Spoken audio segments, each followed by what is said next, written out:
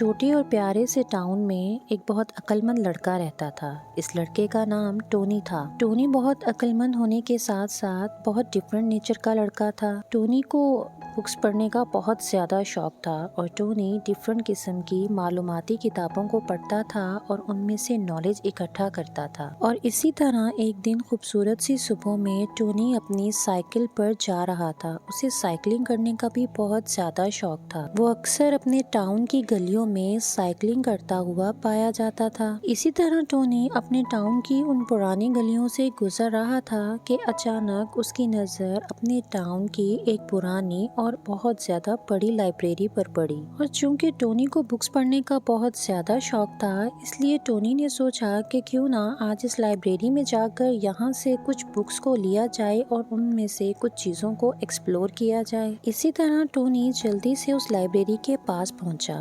Tony جیسے ہی اس library کے اندر گیا، وہاں پر ارد گرد کی شیلف میں بہت ساری بکس رکھی ہوئی تھی۔ ٹونی نے جلدی سے آگے بڑھ کر وہاں پر ایک بہت پرانی اور لیدر کور کے ساتھ رکھی ہوئی بک کو اٹھایا۔ ٹونی اس بک کو دیکھ کر پہلے تو بہت حیران ہوا اور سوچنے لگا کہ میں یہاں پر پہلے بھی آیا تھا، لیکن آج سے پہلے مجھے یہ بک دکھائی کیوں نہیں دی۔ تو ٹونی نے جلدی سے اس بک کو اٹھایا اور اس کو کھول کر پڑھنے لگا۔ اب ٹونی ٹیبل پر بیٹھا غور سے اس کتاب کو پڑھ رہا تھا، اس کتاب کے صفحوں کو پلٹ رہا تھا کہ اچانک اس کی نظر ایک جگہ پر آ کر ٹھہر گئی۔ ٹونی بک پڑھتے پڑھتے پہلے تو بہت حیران ہوا، پھر اس نے جلدی سے اس صفحے کو دوبارہ سے پڑھنا شروع کیا کہ شاید کوئی غلط فہمی ہوئی ہو۔ دراصل اس پرانی کتاب کے اس صفحے پر ایک پرانی اور جادوئی ٹرین کے بارے میں ایک سٹوری لکھی تھی۔ اس سٹوری کے ساتھ ساتھ اس ٹرین کے بارے میں کچھ معلومات تھیں کہ اگر کوئی چاہے تو اس کو ایکسپلور بھی کر سکتا ہے، لیکن اس کے لیے آپ کو بریو اور عقل مند ہونا بہت زیادہ ضروری ہے۔ ٹونی نے پڑھا کہ یہ ایک جادوئی ٹرین تھی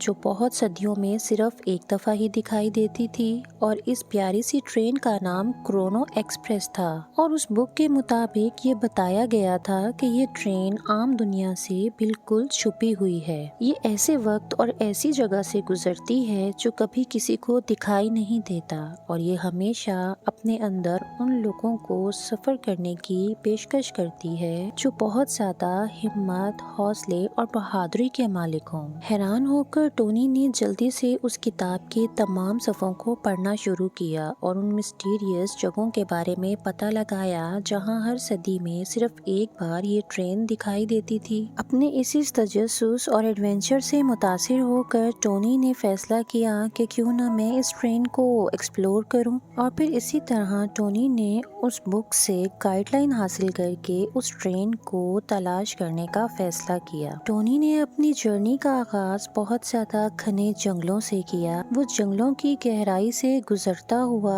بہت خوبصورت سے دریاؤں کو عبور کرتا رہا۔ ٹونی کو ان خطرناک اور خوبصورت دریاؤں سے گزرنا پڑا، اور ان سے گزرنے کے بعد ٹونی نے بہت خطرناک پہاڑوں پر کلائمبنگ بھی کی۔ ان پہاڑوں پر چڑھتے ہوئے ٹونی نے بہت سارے خطرات کا سامنا کیا، لیکن ان تمام خطرات کو پار کرتے ہوئے اپنی عقل مندی اور ہوشیاری اور اپنی بہادری سے ٹونی نے اپنے سفر کو جاری رکھا، اور آخرکار ان تمام خطرات کو پار کرتے ہوئے ٹونی اپنی ڈیسٹینیشن پر پہنچ گیا۔ ٹونی نے دیکھا کہ وہ ایک الگ اور بالکل دنیا سے ڈفرینٹ اسٹیشن تھا۔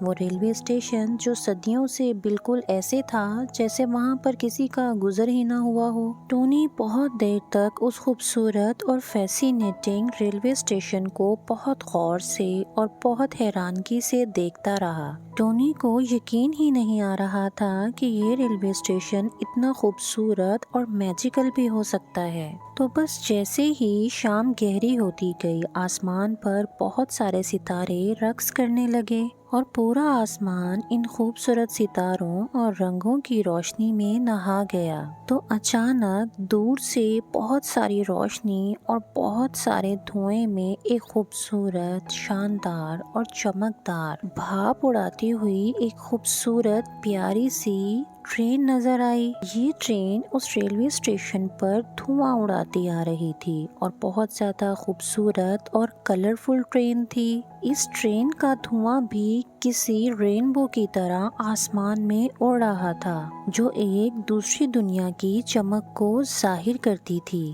اور اس خوبصورت پیاری سی میجیکل کلرفل ٹرین کے اوپر کرونو ایکسپریس لکھا ہوا تھا۔ ٹونی نے اس ٹرین کو اپنی طرف آتے ہوئے دیکھا تو اس کو فوراً سے آئیڈیا ہو گیا کہ یہی کرونو ایکسپریس ہے۔ ٹونی نے اپنی ایکسائٹمنٹ اور اپنے خوف کو قابو میں رکھتے ہوئے اس ٹرین کے پہلے کیبن میں قدم رکھا۔ ٹونی اس کیبن میں پہنچا تو دیکھ کر حیران رہ گیا کہ اتنا خوبصورت اور اتنا کلرفل کیبن آج تک کسی ٹرین کا نہیں دیکھا۔ اس کیبن کا اندرونی حصہ بہت زیادہ قدیم خوبصورتی اور بہت پیاری سی چیزوں کے ساتھ بنا ہوا تھا۔ کچھ دیر اس کیبن کو دیکھنے کے بعد ٹونی نے اس ٹرین کے نیکسٹ کیبن کو ایکسپلور کرنے کا ارادہ کیا اور اس کی طرف چل دیا۔ نیکسٹ کیبن میں ٹونی کو بہت خوبصورت اور پیارا سا کرونو ایکسپریس کا پرانا ماڈل دیکھنے کو ملا۔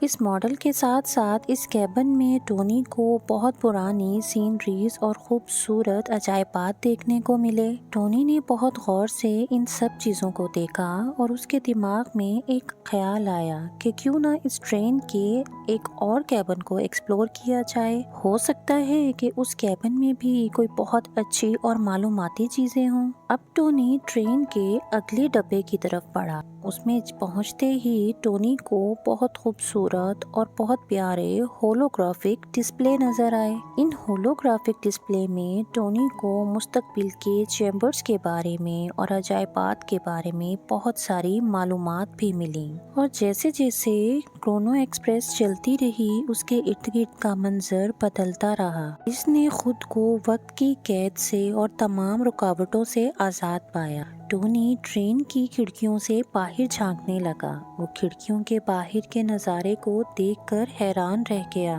وہاں پر مختلف تہذیبوں کی جھلک، مستقبل کے شہر اور تاریخ میں جمے ہوئے بہت سارے لمحات اس کو ایسے نظر آ رہے تھے جیسے کسی نے وقت کو روک دیا ہو۔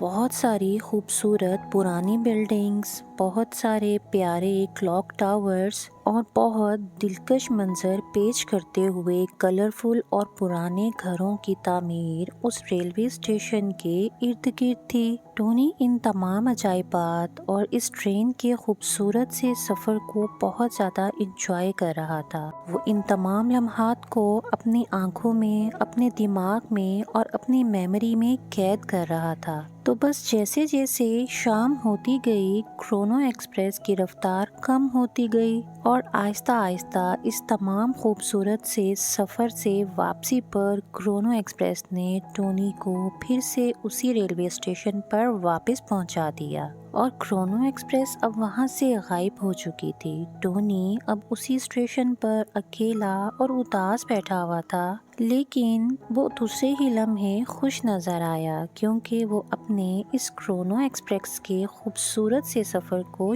یاد کر رہا تھا اور دل ہی دل میں دعا کر رہا تھا کہ کاش یہ سفر دوبارہ سے جلدی سے اس کو واپس ملے اور وہ پھر سے نئی چیزوں کو ایکسپلور کر سکے۔ اب ٹونی جلدی سے ان تمام یادوں کو سمیٹتا ہوا اپنے ٹاؤن میں واپس آ گیا۔ ٹونی اب اپنا زیادہ تر وقت اپنے روم میں ان حسین یادوں کو یاد کرتے ہوئے گزارتا تھا اور اس کے ساتھ ساتھ ٹونی نے اپنی ان تمام میموریز کو اپنی اس خوبصورت اور میجیکل کرونو ایکسپریس کی جرنی کو ٹاؤن کے تمام بچوں اور بڑوں سے بھی شیئر کیا۔ ٹاؤن کے تمام لوگ ٹونی کے اس حیرت انگیز اور میجیکل جرنی کو سن کر بہت زیادہ خوش بھی تھے اور حیران بھی تھے۔ اور بس اس طرح ٹونی اور کرونو ایکسپریس کی یہ کہانی اور یہ دلچسپ سفر پورے ٹاؤن میں فیمس ہو گیا۔